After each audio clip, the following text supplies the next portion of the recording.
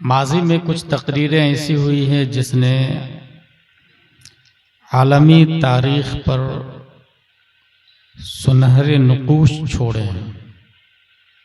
जैसे हजरत मुसअब बिन उमैर रज़ियल्लाहु ताला अन्हु की तकरीर सुनकर 10,000 लोगों ने कलमा तय्यब पढ़कर हल्का बगोशे इस्लाम हो गए थे।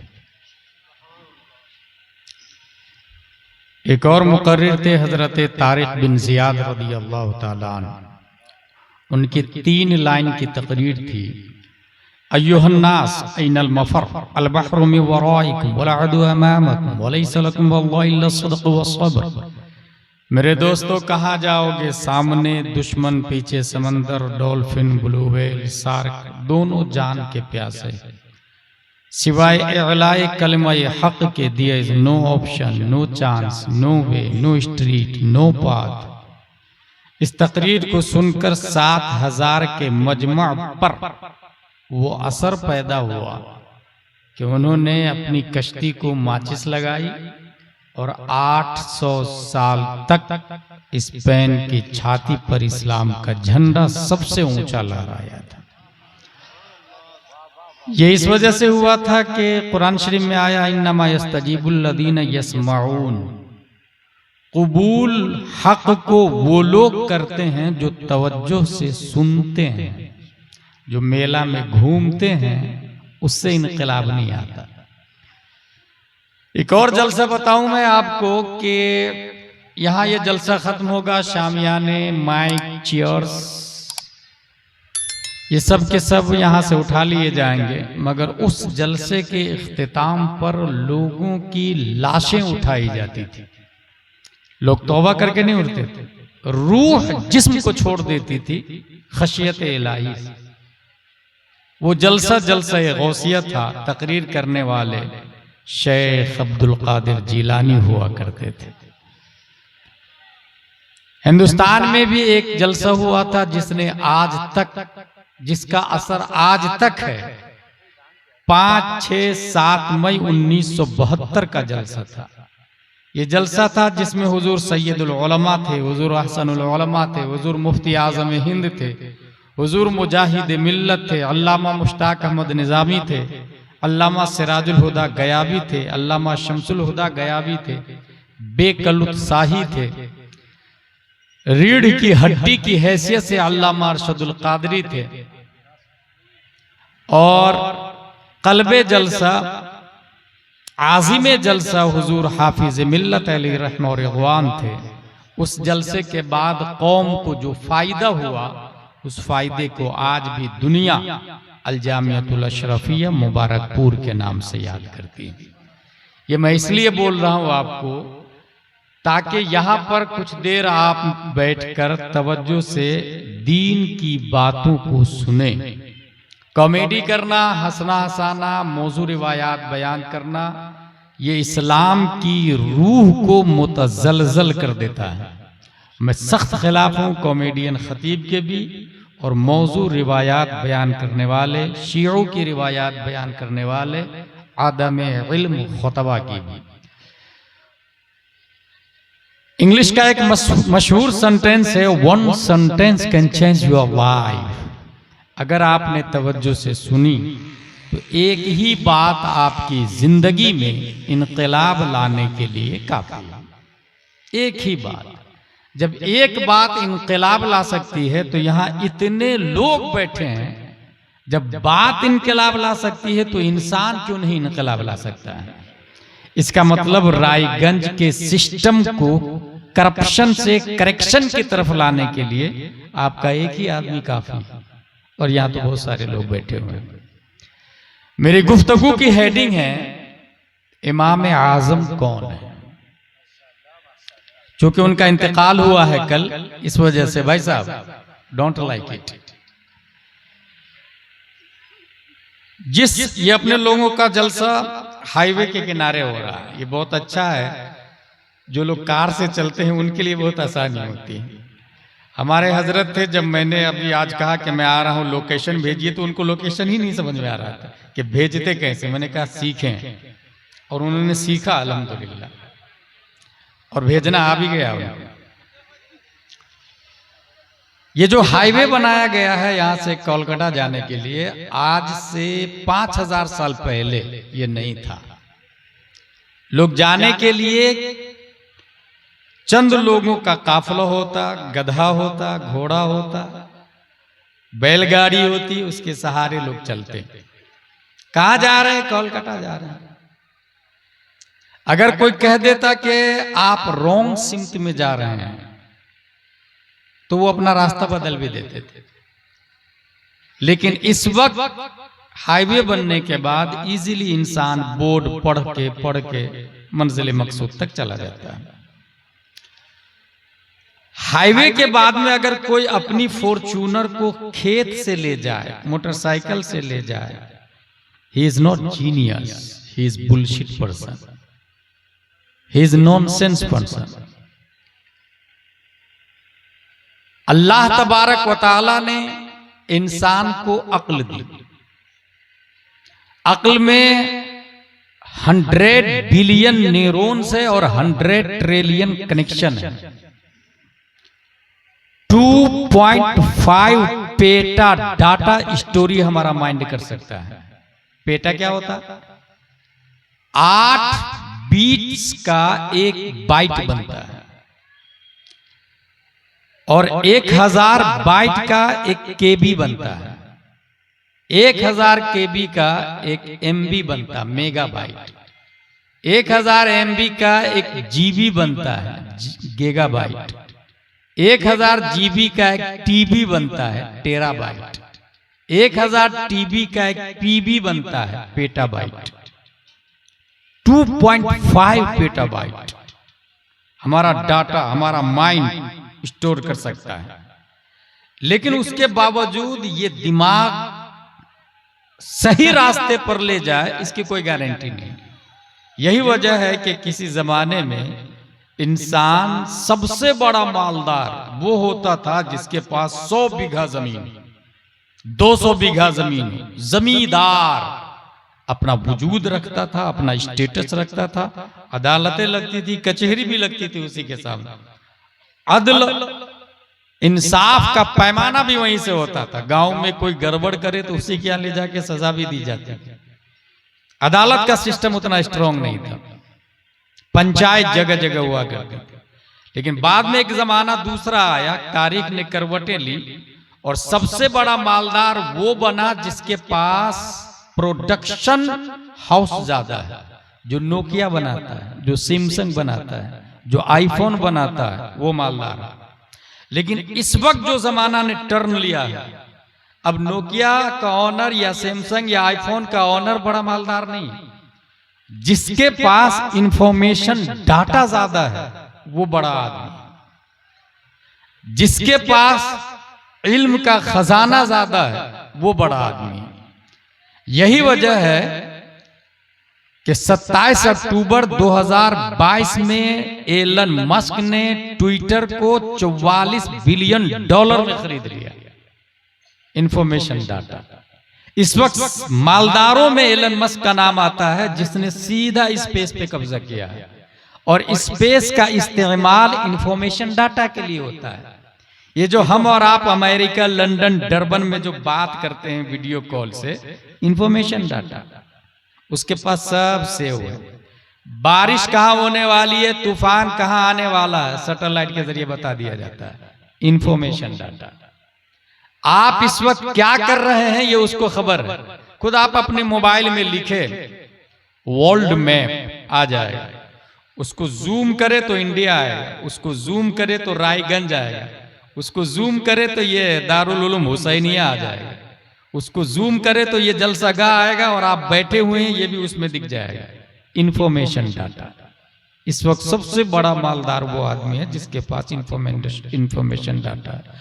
उसके बावजूद दिमाग समटाइम ये कहता है कि पैसा कमाना चाहिए, दुकान खोल, फिर कहता ना उससे अच्छा नौकरी है। एक बार गवर्नमेंट की नौकरी मिल जाए फिर हराम करो या हलाल करो कोई मतलब नहीं होता है। वो सबसे अच्छी। फिर दिमाग फैसला करता ना बिजनेस ही करना चाहिए, कभी फैसला करता है बड़ी कंपनी खोलनी चाहिए, दिमाग बदलता रहता है। इसी तरीके से जिस तरह जंगल में जानवर बड़े जानवर छोटे को खा जाता है, इंसान भी अमीर गरीब को खा जाता है, यही अच्छा है। समटाइम दिमाग ये कहता है, फिर कहता है ना ये वाला अच्छा नहीं, खुद भूखा रह के दूसरों को खिलाना ये वाला तरीका अच्छा है। ये दिमाग मुख्तलिफ तरीके से मुख्तलिफ मौके से मुख्तलिफ डिसीजन देता। इसी वजह से इंसान शुरू में अपने दिमाग की बुनियाद पर यह कह रहा था कि who is amongst our God, who is among us powerful, हम में सबसे ज्यादा ताकतवर कौन है, वी शुड प्रे हिम, मुझे उसकी इबादत करनी चाहिए, मुझे उसका प्रे करना चाहिए। इस हवाले से इंसान ने कहा सबसे ज्यादा ताकतवर जमीन है। क्यों? इसलिए कि ये जो जितने लोग आप यहां बैठे हुए हैं ना, ये इंसान नहीं बैठे, ये सब जमीन बैठे हुए हैं। क्योंकि हम लोग पैदा हुए थे 1-1.5 किलो का, लेकिन इस वक्त 50, 60, 70 किलो के जो हुए हैं, ये क्या है? ये जमीन है। हमने चावल खाया, रोटी खाया, काजू किशमिश पिस्ता अखरोट खाया, ये सब जमीन से। तो जमीन से खा करके हमारा वजन बढ़ा, और यही वजन जब रिटर्न जमीन में जाता है तो जमीन उसे खा जाती है। इसका मतलब सबसे ज्यादा ताकतवर जमीन है। इंसान की अक्ल ने जमीन के बारे में यह फैसला किया, you are our God, we are praying for you, हम तेरी इबादत करते हैं। रुस्तम और सिकंदर को पैदा भी करता, बरतने का मौका भी देता, और जब ये लोग जमीन में जाते हैं तो ये खा भी जाती है जमीन। लिहाजा जमीन, you are our God, we are praying for you, हम तेरी इबादत करते हैं, तू हमारा खुदा है। अक्ल एक जगह रुकती भी नहीं है। मैंने जेल में एक किताब पढ़ी थी, जेल अकाबिरीन भी गए हैं, और जो इंसान अपने मकसद के लिए जी रहा हो तो वो जेल को भी सही माना में इस्तेमाल कर लेता है। जैसे मुजद्दिद अल-फिसानी जेल में गए, बोले मुसल्ला लाओ, कुरान लाओ, और 3 महीने में पूरे कुरान का हिफ्ज कर लिया। लेकिन यहाँ ये सोचना होगा कि हम लोग खेत के लिए जेल जाते, बेटे को मारा तूने, मैं भी तेरे बेटे को मारूंगा, इसलिए जेल जाते, दुकान के लिए जेल जाते। कभी यस्सरनल कुरान के लिए जेल गए आप लोग? कभी तामीर अदब के लिए जेल गए आप लोग? कभी दारुल उलूम हुसैनिया के लिए जेल गए आप लोग? कभी कुरान शरीफ के लिए जेल गए आप लोग? मुजद्दिद अल-फिसानी दीन इलाही के खिलाफ में जेल गए थे, अकबर दीन अकबरी के लिए जेल गए थे। हासिल हम जेल में एक किताब बुलवाए, किताब का नाम था the monk who sold his Ferrari. उसके अंदर लिखा हुआ था एक इंसान एक दिन में 65,000 मर्तबा सोचता है, 65,000, 65,000 टाइम सोचता है। उसमें से 5% नया सोचता है, 95% सोच को रिपीट करता है, 5% नया सोचता है। इंसान ने नया सोचा कि नहीं यार, ये जमीन का 100 ग्राम का ढेला उठाया, 50 ग्राम के पत्थर से उसको टकराया, तो ये ढेला टूट कर कई हिस्सों में आ गया, पत्थर नहीं टूटा। इसका मतलब मिट्टी स्ट्रांग नहीं है, पत्थर स्ट्रांग है, और जो स्ट्रांग होगा हम उसकी इबादत करेंगे। तो माबूद के ब्लैक लिस्ट में मिट्टी को डाल दिया, और माबूदियत की लिस्ट में लाया स्टोन को, पत्थर को। O stone, O Mount Everest, you are our God, we are praying for you. पहाड़, तू हमारा खुदा, हम तेरी इबादत करते हैं। पहाड़ की पूजा शुरू हो गई। अक्ल और इस्तेमाल होती है। Newton, Einstein, Kepler, Oxford, Cambridge का वजूद होता, एक से एक मशीन आती है। मशीन पहाड़ पे चढ़ के चट्टान को उखाड़ कर लोहे की मशीन में डाल देती, एक मशीन दूसरी मशीन में, और दूसरी मशीन उसे पाउडर बना के जमीन के में डाल देती, ट्रेन के डब्बे में डाल देती, मुख्तलिफ कामों में इस्तेमाल करती। पहाड़ को लोगों ने ब्लैक लिस्ट में डाल दिया, पहाड़ को ना, ये हमारा खुदा नहीं हो सकता, ये हमारा गॉड नहीं हो सकता, ये पावरफुल नहीं है, इससे ज्यादा पावरफुल तो लोहा है। O steel, you are our God, we are praying for you. अय्युहल हदीद अन्नका मअबूद नहनु नअबुदुक। लोहा, हम तेरी इबादत करते हैं, तू हमारा खुदा। 500 टेम्परेचर से ज्यादा अगर लोहे पे को आप डाल दे, ये जो माइक देख रहे हैं आप, इसको पिघला करके बनाया गया है। लोहे को इतना पिघलाया जाता है कि वो पानी की तरह सयाल हो जाता है, फिर जिस शक्ल में चाहे, जिस फॉर्म में चाहे उसे डाल दिया जाता है। लोगों ने उसको ब्लैक लिस्ट में डाला, पत्थर को, लोहा को, और सीधा फायर को सेलेक्ट किया माबूदियत की लिस्ट में। आग तू ज्यादा ताकतवर। यही वजह है कि जब ख्वाजा इंडिया में आए थे तो 1000 से ज्यादा जगहों पर आग जल रही थी। You are our God, we are praying for you. लोग पूजा कर रहे थे, तू हमारा खुदा, हम तेरी इबादत करते हैं। टेक्नोलॉजी और आगे बढ़ती है। ये देखा कि बारिश का बादल का एक टुकड़ा आया और उसने बारान किया। जो आग नमरूद की आसमान से बातें कर रही हो, बारिश के चंद कतरात उसे काफूर बना देते हैं। लोगों ने क्या किया, फायर को रिजेक्ट किया और खुदा की लिस्ट में दाखिल किया पानी को। समंदर की पूजा शुरू हो गई, गंगा जमुना की पूजा शुरू हो गई, दरियाई दजला, फुरात, नील की इबादत शुरू हो गई। सुनामी लहरों को देखकर इंसान ने कहा सबसे बड़ा माबूद तो समंदर है। You are our God, we are praying for you. Einstein का नजरिया सामने आता कि बारिश होती कैसे। सूरज अपनी शुआओं को सतह आबे बहर पे बैठाता है, सूरज अपनी किरणों को समंदर की छाती पे बैठाता, पानी गर्म होता और भाप बन के ऊपर जाता, वही बादल बन के जमा होता, बारिश बन के बरसता। लोगों ने कहा ना ना ना ना, वी वो रॉन्ग रॉन्ग रॉन्ग, ताकतवर पानी नहीं है, इसका बाप तो सूरज है। Our solar system is made up one star, that is sun, great sun, big star. 8 planet, Mercury, Venus, Earth, Mars, Jupiter, Saturn, Uranus, Neptune, and 146 moons. हमारी गैलेक्सी में सबसे ज्यादा ताकतवर और बड़ा पावरफुल तो सूरज दिख रहा। सूरज, you are our God, we are praying for you. अय्युहा Shams अन्नके माबूदा नहनु नअबुदुक। O sun, you are our God, we are praying for you because you are big star. 13 lakh जमीन, जिस जमीन पे आप बैठे हैं ना, ऐसी 13 लाख जमीन सूरज में फिट हो सकती है, इतना बड़ा है सूरज। 3,33,000 गुना ज्यादा बड़ा है सूरज धरती की बनिस्बत, 3,33,000 गुना। अब सोचे कितना ताकतवर होगा सूरज, कितना पावरफुल होगा सूरज। इसलिए ट्विंकल ट्विंकल लिटिल स्टार वाले भी, ABCDEFGH वाले भी, क ख ग घ अंगर वाले भी, च छ ज झ अ आ इ उ वाले भी, बेवकूफ, अकलमंद, जीनियस, आइंस्टाइन, साइंटिस्ट, सब लोगों ने कहा सूरज तू ही सबसे बड़ा है। We are praying for you, तू सबसे ज्यादा ताकतवर है।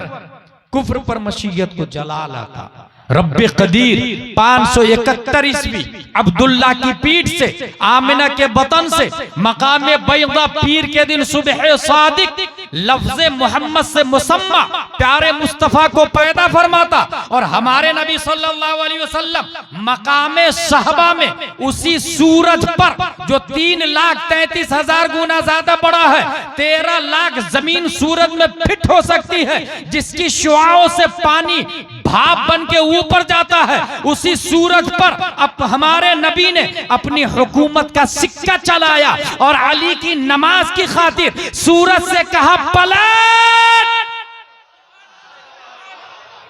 ये पलट कहना जवाब था। न्यूटन आजा, डार्विन आजा, जरकाली आजा, केपलर आजा, अरस्तु आजा, सोक्रात आजा, बोक्रात आजा, ऑक्सफोर्ड वाला तू भी आ, कैम्ब्रिज वाला तू भी आ, जेएनयू वाला तू भी आ, जेएमयू वाला तू भी आ, दुनिया के तमाम कॉन्वेंट, सेंट पायस, सेंट जोसेफ, लिटिल फ्लावर, सब के सब आ जाओ। तुम सबसे बड़ा सूरज को मानते हो, वो मुस्तफा का नौकर है, नौकर।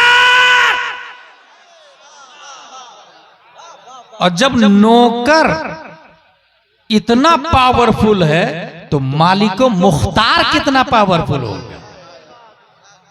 और हमारे नबी ने यह नहीं कहा सूरज तू ज्यादा ताकतवर है, बल्कि हमारे नबी ने कहा ला इलाहा इल्लल्लाह मुहम्मद रसूलुल्लाह दैट इज इस्लाम।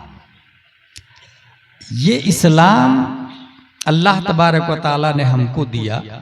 अब अक्ल ये कहे कि मैं पत्थर को सबसे ज्यादा ताकतवर मानता हूं और गॉड मानता हूं, मानने वाला अक्लमंद नहीं, बेवकूफ होगा। इस्लाम के आने के बाद कुत्ता, बिल्ली, छछुंदर और सांप की इबादत करने वाला बुलशिट होगा, जीनियस नहीं हो सकता है। जीनियस वो है जिसने ये कहा कि ये सब मखलूक है, जिसने पैदा किया वो इबादत के काबिल है। ला इलाहा इल्लल्लाह मुहम्मद रसूलुल्लाह सल्लल्लाहु अलैहि वसल्लम। इसीलिए कुरान शरीफ में अक्लमंद काफिर को नहीं कहा गया है। गौर कीजिएगा, अपने लोग अक्लमंद है, कलमा पढ़ने वाले अक्लमंद है। क्यों? क्योंकि बिन देखे अपने रब को एक मानते हैं हम लोग।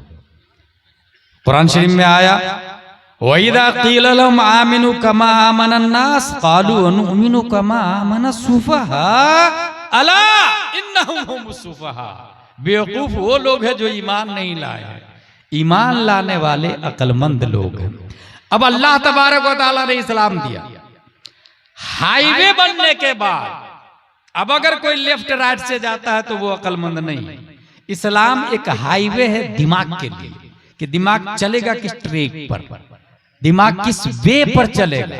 अब एक अरीजा परवरदिगार आलम, ये सिराते मुस्तकीम जो तेरा इस्लाम है, रायगंज से कोलकाता जब हम जाते हैं तो ये जो रास्ता बना है, डामर, सरिया, सीमेंट, कंक्रीट, पत्थर, गिट्टी,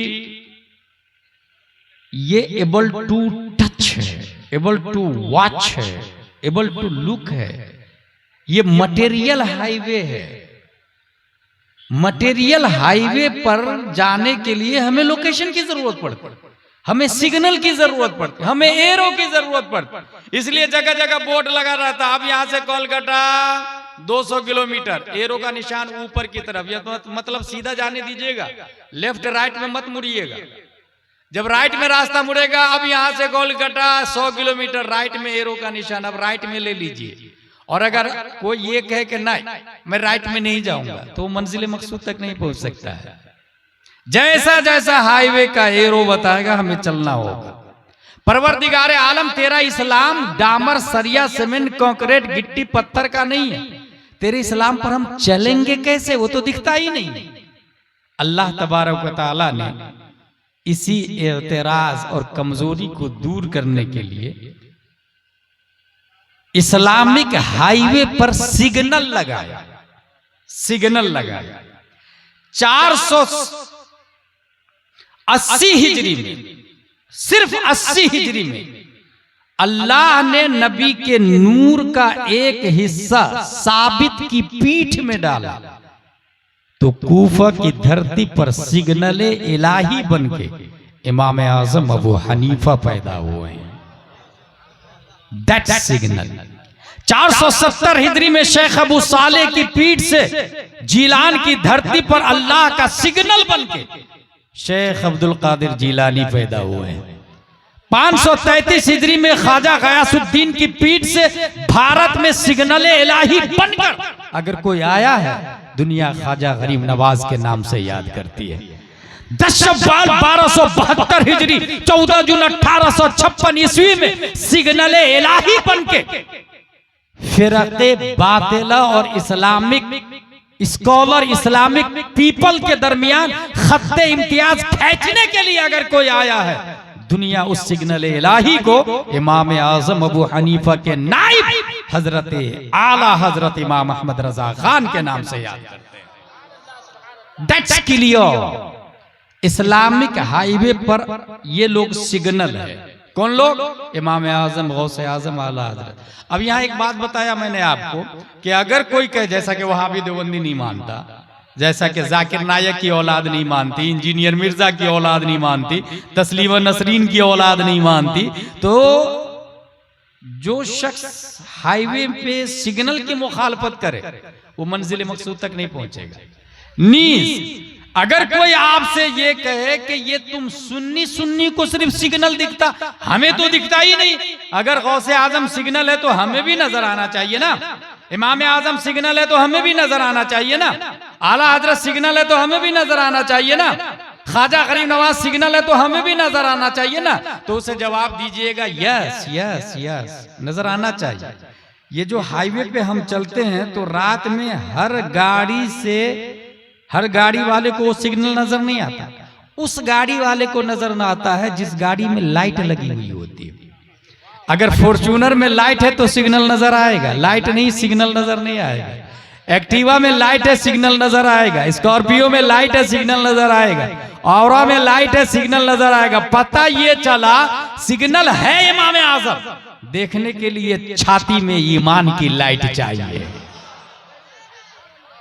और यहीं से ये भी पता चला कि हमें दिखता तुझे नहीं दिखता, मतलब लाइट हमारे पास है तेरे पास नहीं है।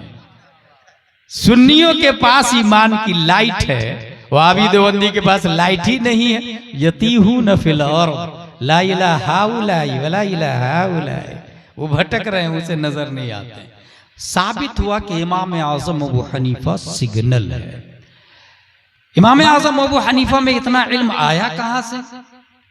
उनके वालिद साहब जब पैदा हुए, इमाम आजम के वालिद साहब, क्या नाम था उनका? साबित।